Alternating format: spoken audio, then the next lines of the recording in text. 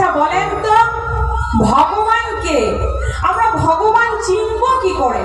এত যে ভগবান ভগবানের লীলা শুনছি, ভগবানকে চিনব কি করে? আমরা তো এখন যাকে তাকে পারি ভগবান বানিয়ে দিই। যদি কেউ একটু চমৎকৃত কিছু দেখাতে পারে, আমরা তাকেই ভগবান বলে মানি। অনেকে তো আবার 33 কোটি দেবদেবীর মধ্যে অনেককেই ভগবান বলে মেনে ফেলেন। আর আগে শুনে নিন ভগবান কাকে বলে। ভগবানের মধ্যে 6টি গুণ মিলিয়ে নিতে হবে, যে ঐশ্বর্য, বীর্য, যশ, শ্রী, জ্ঞান আর বৈরাগ্য। ঐশ্বর্য কথার অর্থ কি? ঐশ্বরিক ভাব। ভগবান যাহা খুশি তাহাই করতে পারে, যা ইচ্ছে তাই করতে পারে। তার জন্য কারো কাছে তাকে কৈফিয়ত দিতে হয় না। একটা উদাহরণ দিলে বুঝতে পারবেন।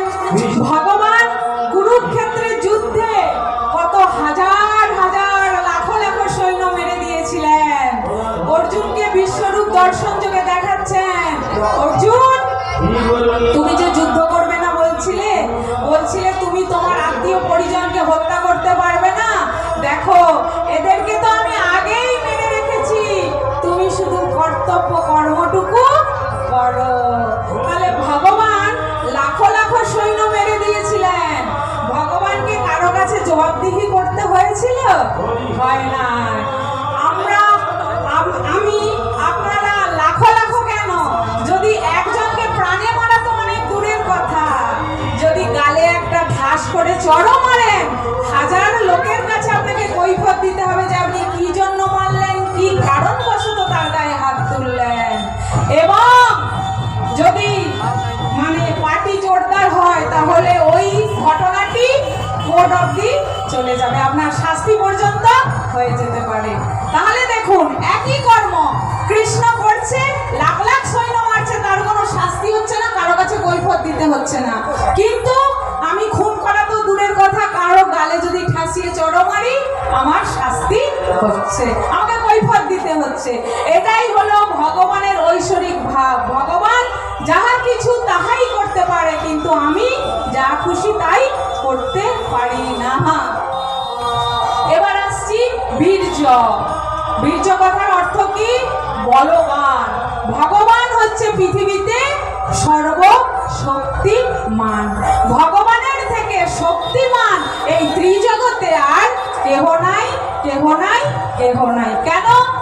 6 দিনের শিশু যে পুতনার মতো বিশাল কায় রাক্ষসীকে মারতে পারে, বলা বাহুল্য আছে যে সে কত শক্তিমান।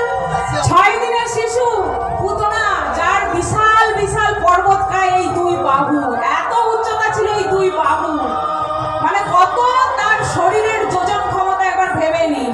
সেই বিশাল কায় রাক্ষসীকে কৃষ্ণ মেরেছেন, তার বয়স কত ছিল? মাত্র 6 দিন। ভেবে দেখুন কৃষ্ণ কত শক্তিমান।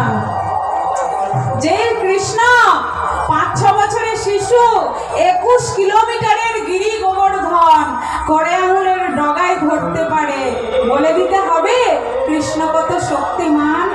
হ্যাঁ, তাই কি বলে দিতে হবে যে কৃষ্ণ কত শক্তিমান?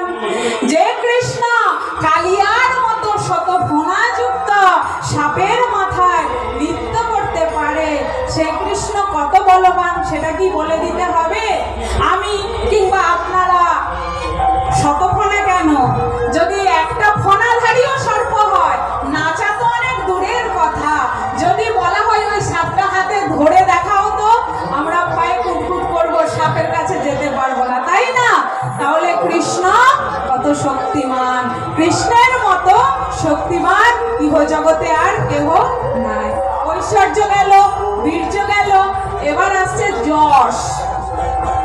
ভগবানের যতই তুমি নিন্দা বন্ধ করো না কেন, কখনো তুমি ভগবানের নিন্দা করতে পারবে না। এখন ভগবানকে আপনি বলবেন, ও ভগবান তুমি মিথ্যা কথা বলো কেন? এত মাটি খেয়ে বলো মাটি খাই নাই, মাখন চুরি করে বলো মাখন চুরি করি নাই, এত মিথ্যে বলো কেন গো ভগবান? তোমার মিথ্যে বলতে ভালো লাগে? তখন ভগবান মিটি মিটি হেসে বলছে, বেশ করেছি, করেছি মিথ্যে বলে? আমি কি সবার ঘরে চুরি করতে যাই নাকি? আমার কি খাওয়ার অভাব নাকি যে সবার ঘরে মাখন চুরি করে বেরোবো? আমি কার ঘরে মাখন চুরি করতে যাই? আমার মাখনের লোক নাই রে যে তার সমস্ত ইন্দ্রিয়গুলোকে সংযত করে মনে প্রাণে আকুল হয়ে আমাকে ডাকে, ওগো না। অনেক তো হলো, অনেক তো জন্ম মৃত্যুর চক্কর আমি পারাপার করলাম, আর কত ধৈর্য ধরতে হবে? এই জন্মটাও কি আমার বৃথাই যাবে না? এসো না, এসো। আমার প্রেম রূপী যে অমৃত, যে মাখনটি আমি আমার হৃদ মন্দিরে তুলে রেখেছি, সেটা হরণ করে নাও না। সেই অমৃত তুমি ভোগ লাগাও না। আমি তো শুধুমাত্র তার সেই হৃদ মন্দির রূপী গৃহ থেকে তার প্রেম রূপী মাখনটাই চুরি করি, আমি সবার ঘরে চুরি করতে যাই না। ভগবানকে বলছে, তুমি এত মিথ্যে কথা বলো কেন? সেই ছোটবেলা থেকে দেখছি তুমি মিথ্যে কথা বলছো। মাটি খেয়ে বলো মাটি খাই নাই। এমনকি জরাসন্ধকে ঠকাবে বলে তুমি কি করেছো? ব্রাহ্মণ সেজে চলে গেছো। জরাসন্ধ ভাগ্যিস ধরে ফেলেছিল যে তোমার ওই তনিটা বইতে বইতে অর্জুনের তনিটা বইতে বইতে এই পিঠের মধ্যে দাগ এসে গেছে। তাই ভাগ্যিস ধরে ফেলেছিল, জরাসন্ধ চালাক ছিল। তুমি এত কথায় কথায় মিথ্যে কথা বলো কেন? তখন ভগবান মিটি মিটি হেসে বলছে, বেশ করেছি মিথ্যে বলতে। তোরা মিথ্যুকের কথা লাইন ধরে শুনতে আসিস কেন? হ্যাঁ, তোরা এই মিথ্যুকের কথা শুনে এত কাঁদিস কেন? তোরা এই মিথ্যুকের কথা শুনে এত সুন্দর নৃত্য করিস কেন? এত আনন্দ পাস কেন? আমি মিথ্যে কথা বলি শুধুমাত্র তোদের মনের আনন্দ বিধানের জন্য, ভক্তের মনের আনন্দ সৃষ্টি করার জন্য মিথ্যে বলি, লীলা করি। না